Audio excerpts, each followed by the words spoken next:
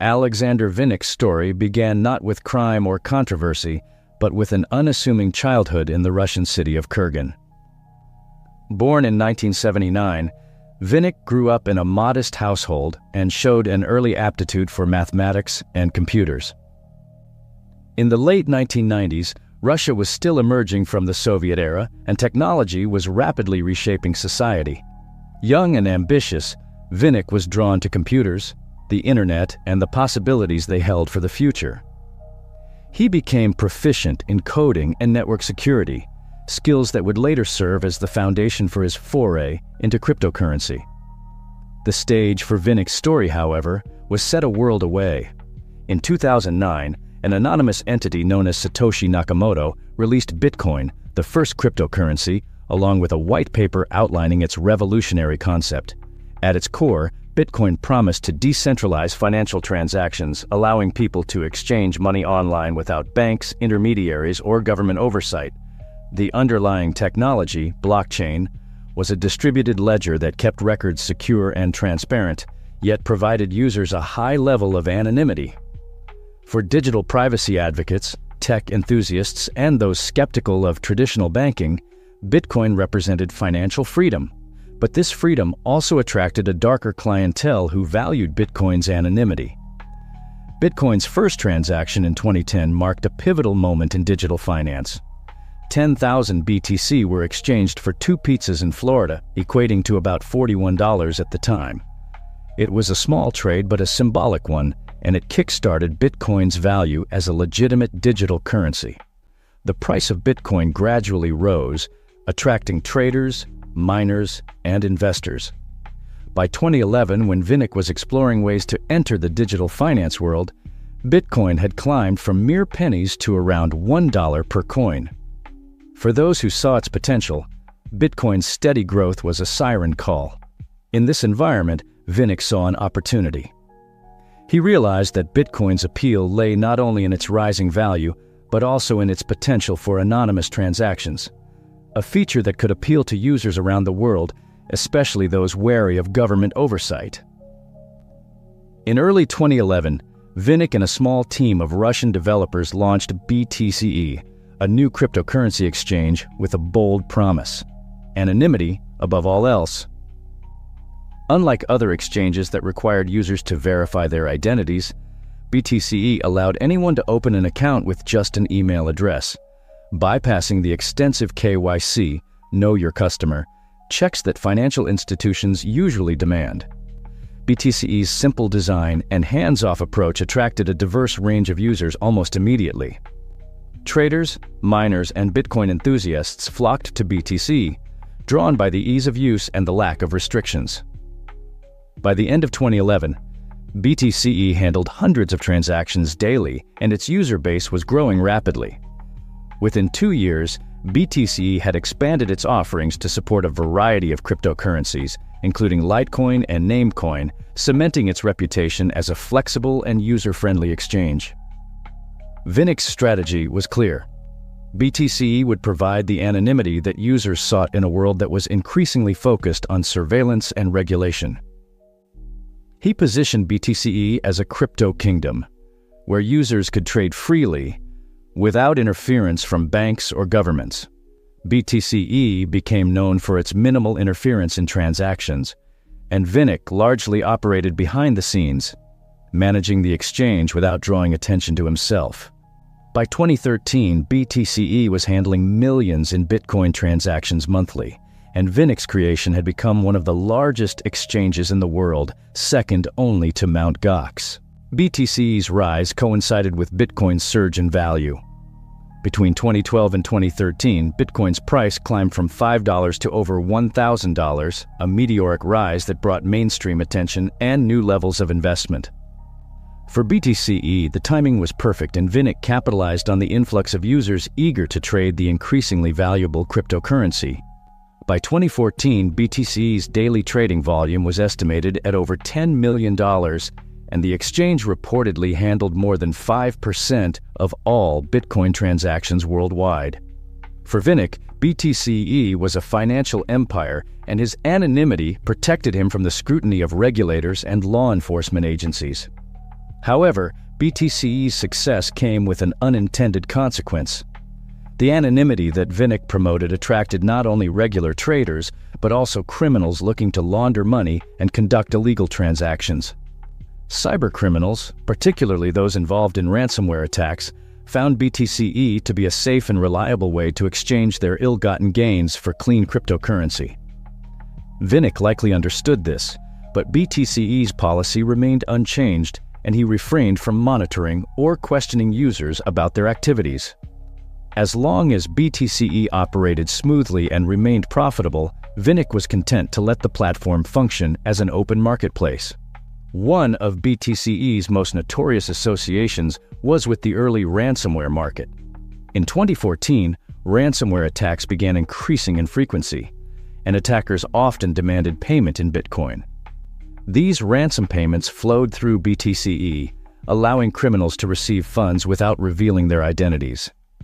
Security experts noted that BTC-e's wallet addresses often appeared in cybercrime investigations, but the platform's anonymity features made it nearly impossible to trace specific transactions back to individual users.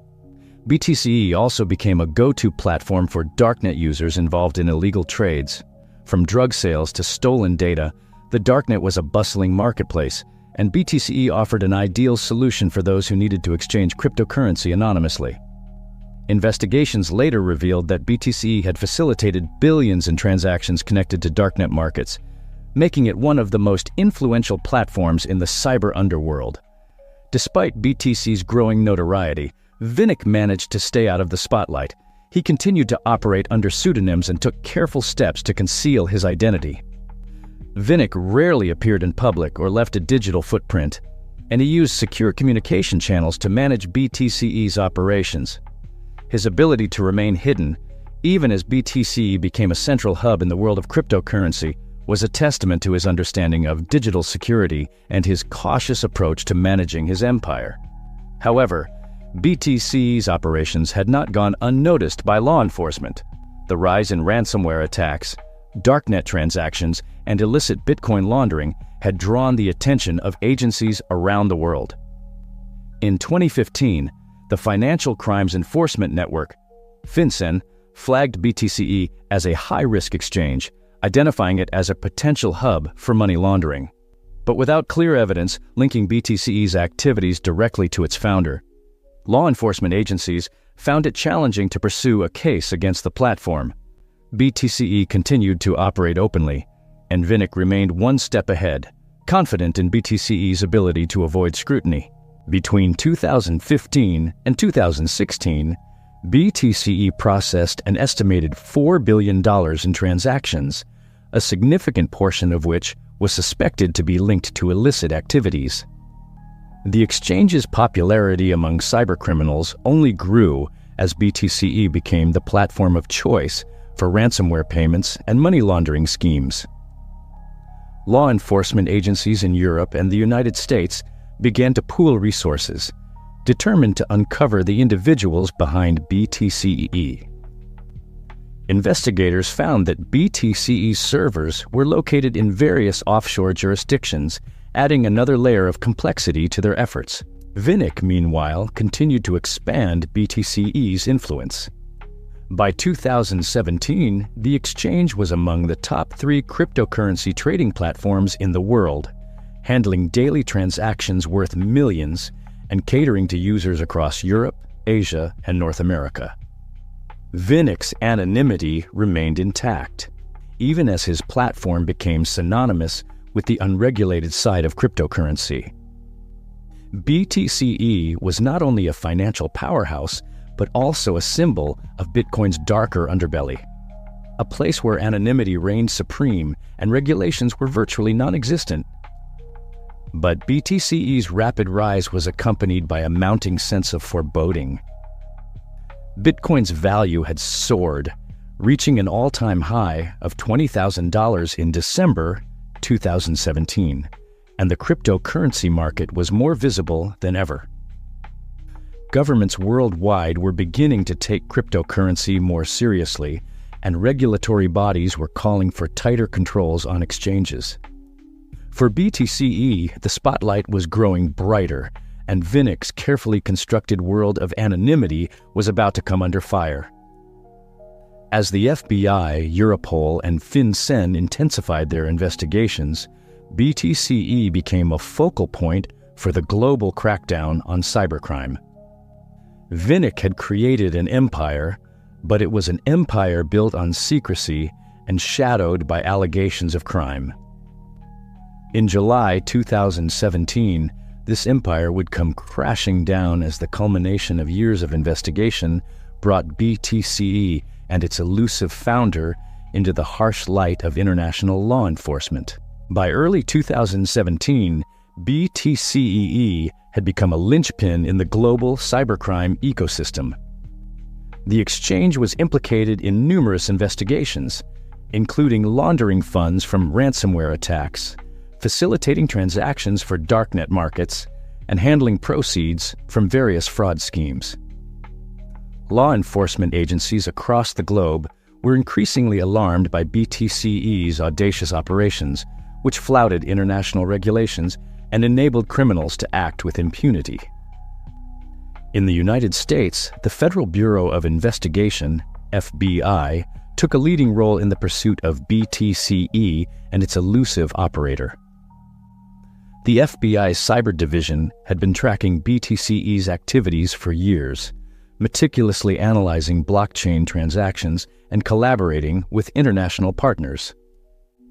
The agency was particularly concerned about BTC-e's connection to ransomware payments affecting U.S. businesses and critical infrastructure. Between 2014 and 2016, ransomware attacks had cost American companies over $1 billion, according to FBI estimates, with a significant portion of ransom payments funneled through BTC-e. The breakthrough came when the FBI teamed up with the Internal Revenue Service, Criminal Investigation Division, IRS-CI, and the Department of Justice, DOJ. Together, they formed a task force dedicated to dismantling BTC-e's operations. Utilizing advanced blockchain analysis tools, the task force traced thousands of Bitcoin transactions associated with criminal activities back to BTC-e wallets. One particularly damning discovery was BTC-e's involvement in laundering funds from the infamous Mt. Gox hack.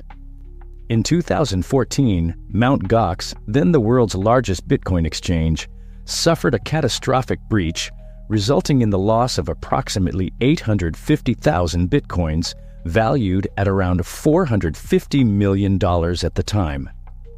Investigators later determined that over 300,000 of these stolen Bitcoins had been laundered through BTC-e.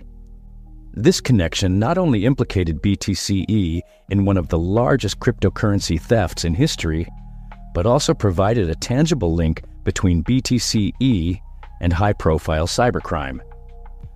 Armed with this evidence, the FBI and its partners sought to identify the individuals behind BTC-e. Despite the exchange's efforts to obscure its ownership, investigators zeroed in on Alexander Vinnik. By analyzing email accounts, domain registrations, and IP addresses associated with BTC-e, they uncovered a digital footprint pointing to Vinnik's involvement. Further intelligence indicated that Vinnik had direct control over BTC-e's administrative functions, including server management and financial operations.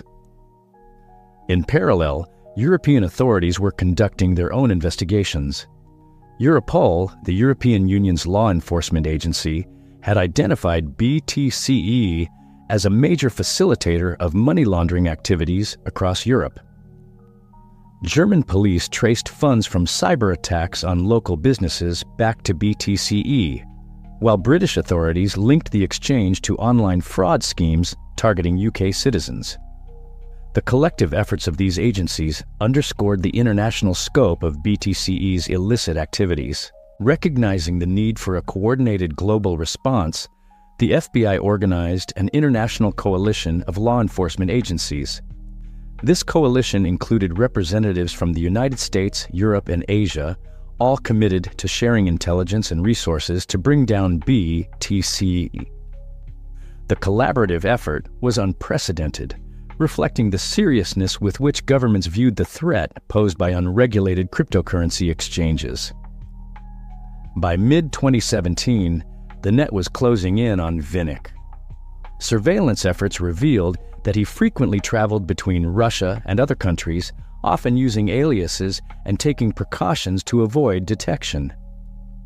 On July 25, 2017, a critical piece of intelligence emerged.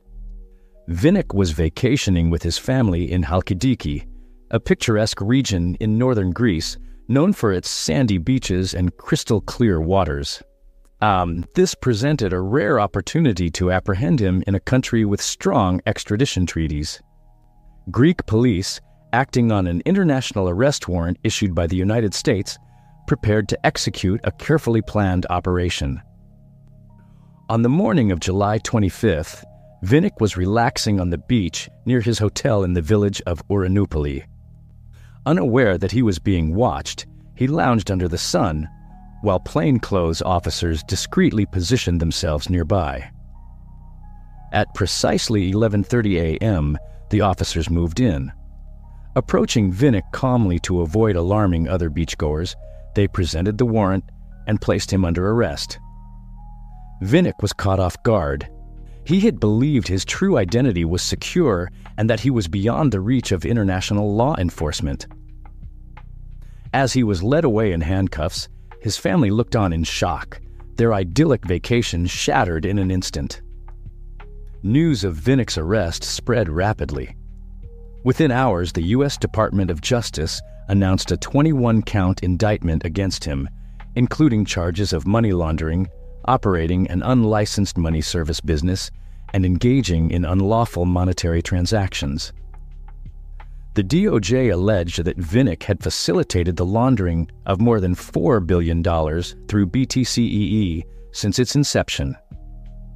The indictment detailed how BTC-e had been instrumental in processing payments from cybercriminal activities, including ransomware attacks, identity theft, and drug trafficking.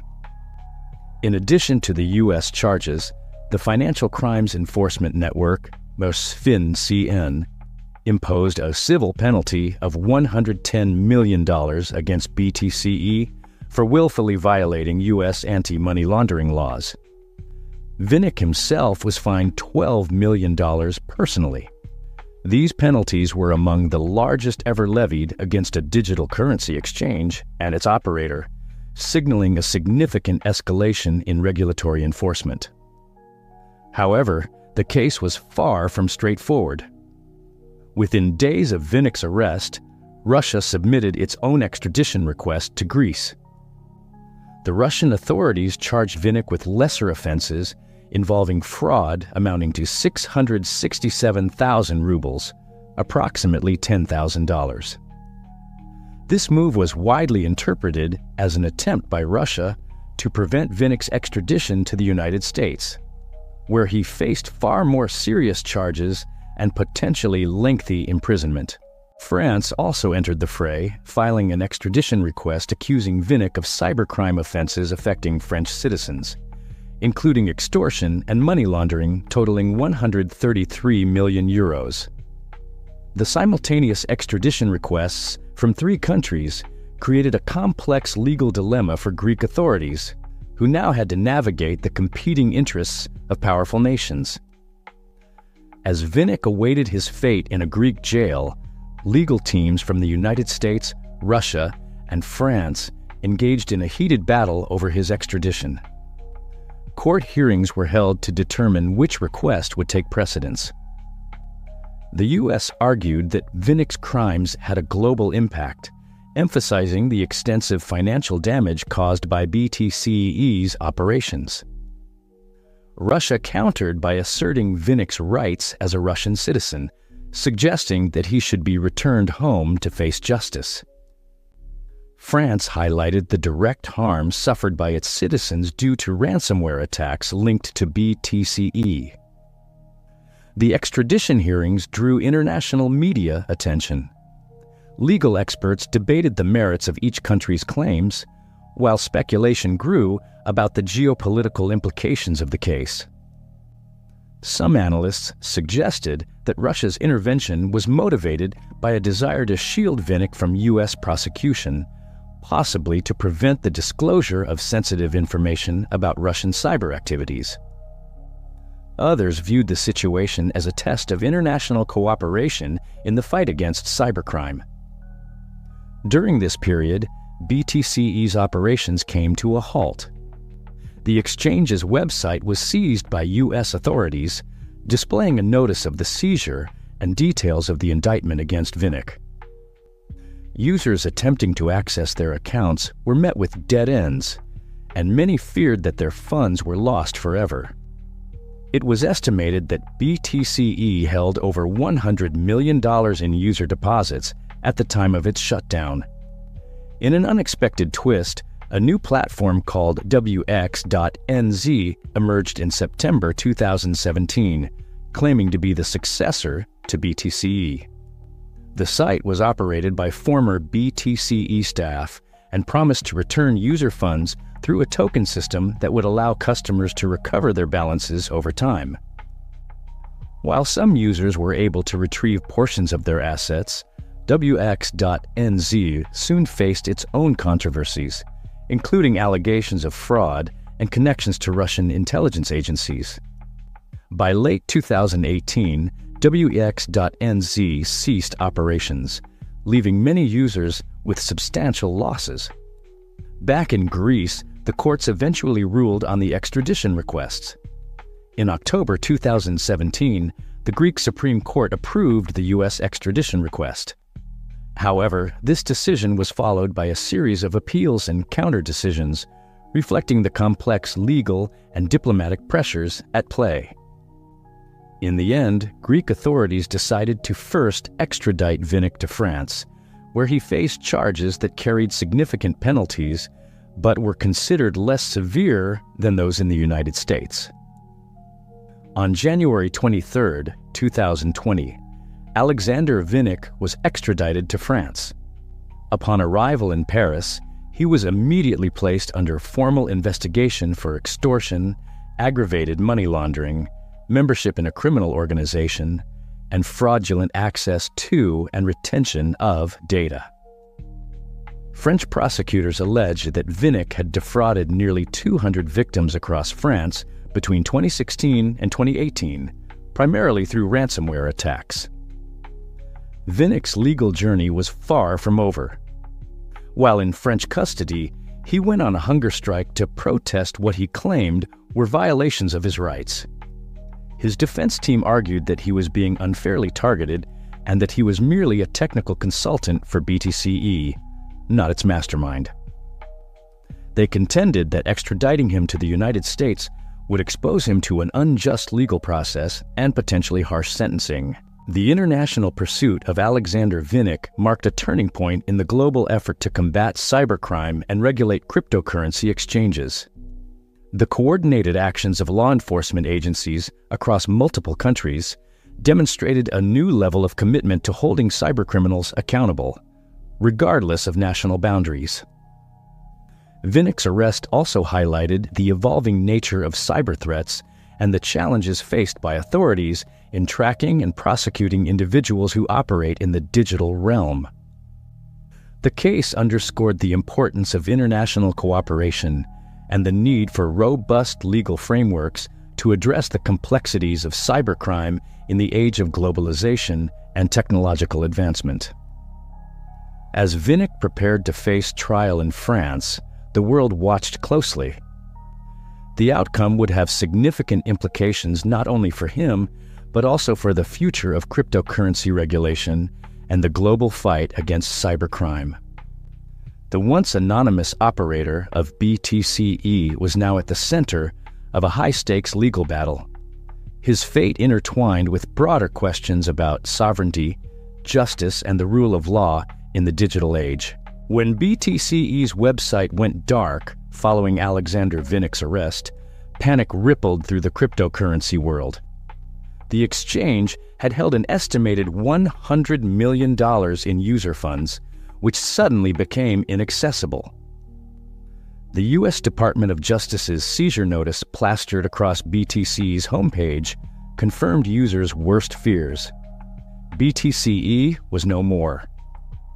Within hours, cryptocurrency forums and social media channels were flooded with frantic posts from users desperate to recover their money, some of whom had invested life savings or had long-standing accounts dating back to BTC-e's early days. This incident laid bare the risks of unregulated exchanges, and Bitcoin's price, already volatile, took a hit. Though it quickly recovered, BTC-e's shutdown acted as a wake-up call. It marked one of the first major law enforcement crackdowns on a cryptocurrency platform, and the implications were enormous. Regulators worldwide took note, and major crypto exchanges like Binance, Kraken, and Coinbase anticipated greater scrutiny. Over the next few years, many exchanges voluntarily implemented stringent KYC, Know Your Customer, and AML, Anti-Money Laundering, policies to distance themselves from BTC-e's reputation. Meanwhile, a group of former BTC-e staff launched a new platform, WEX.NZ, in September 2017, promising to compensate BTC-e users for lost funds. WEX initially gained traction, but by late 2018, the platform became mired in scandal, with accusations of fraud, potential ties to Russian intelligence, and abrupt account freezes that left users unable to withdraw their money.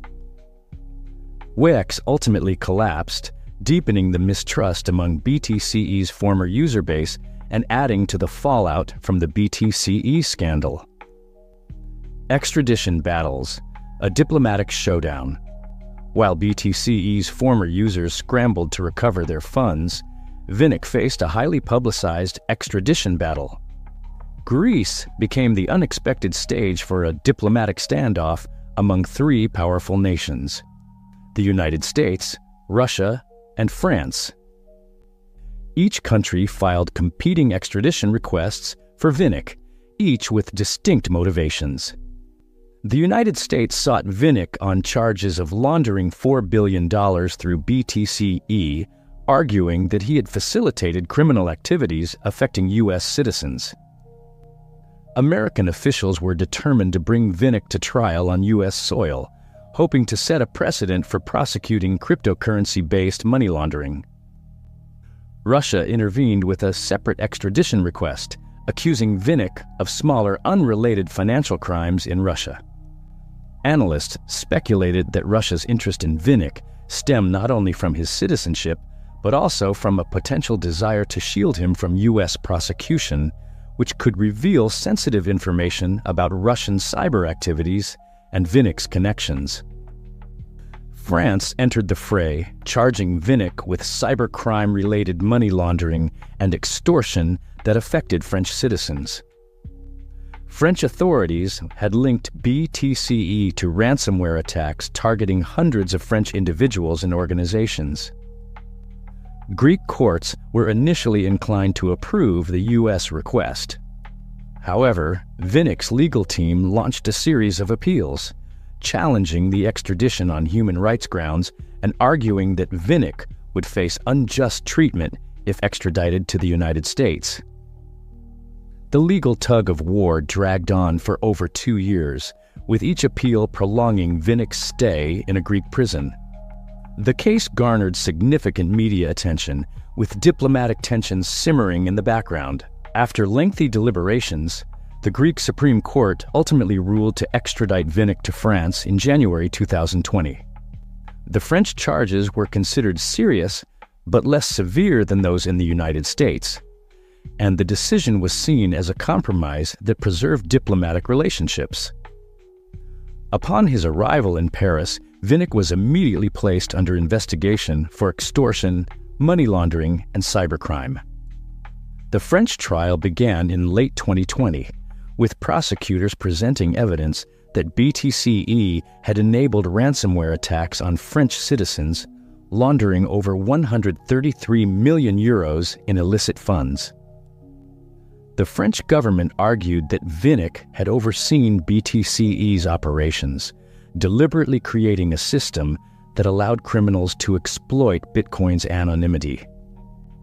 Vinnik maintained his innocence, asserting that he was merely a technical consultant for BTC-e and that he had no control over users' actions. In December 2020, the French court sentenced Vinnik to 5 years in prison on charges of money laundering. The sentence was viewed as a partial victory for law enforcement, although it fell short of the harsher penalties he might have faced in the United States. Still, Vinnik's conviction marked a precedent-setting moment, demonstrating that cryptocurrency exchange operators could be held accountable for the misuse of their platforms. BTC-e's collapse and Vinnik's conviction sent shockwaves through the cryptocurrency industry. Governments worldwide began implementing stricter regulations, requiring exchanges to comply with KYC and AML policies to prevent money laundering. In the United States, the Financial Crimes Enforcement Network, FinCEN, introduced new guidelines that targeted anonymous cryptocurrency transactions, while European regulators tightened controls on crypto exchanges to curb criminal activity. Vinnik's case also had a lasting impact on the perception of Bitcoin and other digital currencies. Once celebrated for its potential to democratize finance, Bitcoin's association with cybercrime and money laundering gained prominence in public discourse. Law enforcement agencies increasingly viewed cryptocurrency as a double-edged sword, a tool for innovation, but also a facilitator of crime. As a result, exchanges that once prided themselves on privacy began to rebrand, emphasizing security and regulatory compliance to restore user trust. BTC-e's downfall also influenced the strategies of major exchanges.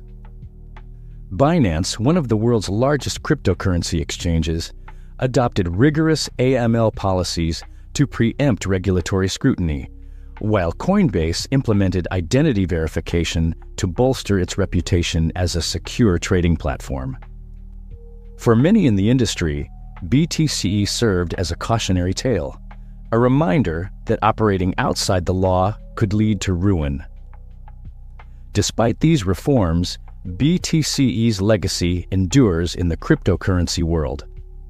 The exchange's commitment to anonymity and disregard for regulation left a lasting impression, sparking ongoing debates within the crypto community.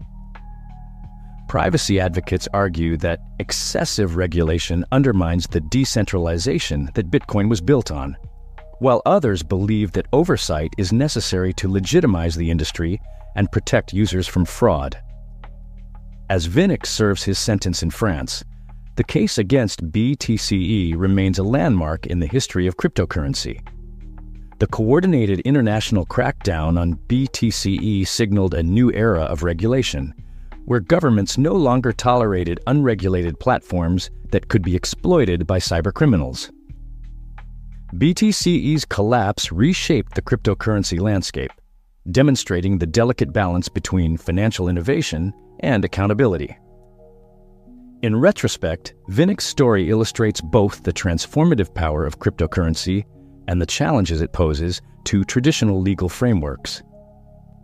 BTC-e's rise and fall revealed the risks of operating outside established norms, and Vinnik's conviction underscored the growing resolve of governments to combat cybercrime in the digital age.